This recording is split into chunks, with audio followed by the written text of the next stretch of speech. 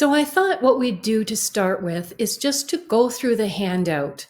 If you've read the handout and you understand it, I'm not going to give you any real additional information here, but this is just to make sure that everybody understands what they're doing. So the assignment, your future self writes a letter to you today.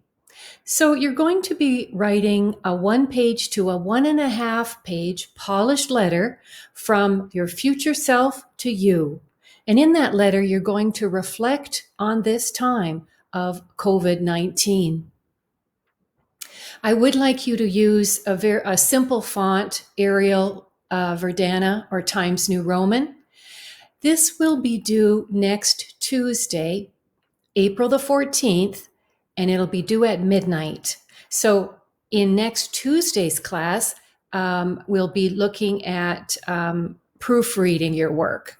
So this is not due for another week and 1 day. The first thing you want to do is decide which future time would you like to write this letter from. You could be writing this letter from the day you graduate from high school or the day you turn 21. You can pick your own significant time in the future. Step 2, you're going to reflect on your specific situation you find yourself in right now during this COVID-19 emergency. And I want you to use specific details in your writing.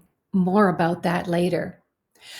I want to highlight this is a personal letter, so your ideas will not be similar to your friends' ideas in the class. If you have a good idea, keep it to yourself, because letters with the same ideas, using the same words and the same examples, will receive reduced marks. So here I give you some prompts that you can use, and I'm asking you to pick at least 2 of them. For an example, what actions are you taking now that your future self would be proud of? 2, what advice does your future self have for your current self to get through this time? So I'm not going to read the rest of them, but just keep in mind you only have to pick 2. Of course, you can do more if you'd like to. Step 3, in your letter, you're going to have some statements of encouragement. And if you haven't already put them in, make sure you include something, a statement of encouragement. I knew you could do it. You did a good job. Things of that nature. And I'm going to give you examples in my own exemplar because I wrote a letter to myself as well. Step 4 is going to be formatting your letter. We'll be dealing with this later in the week.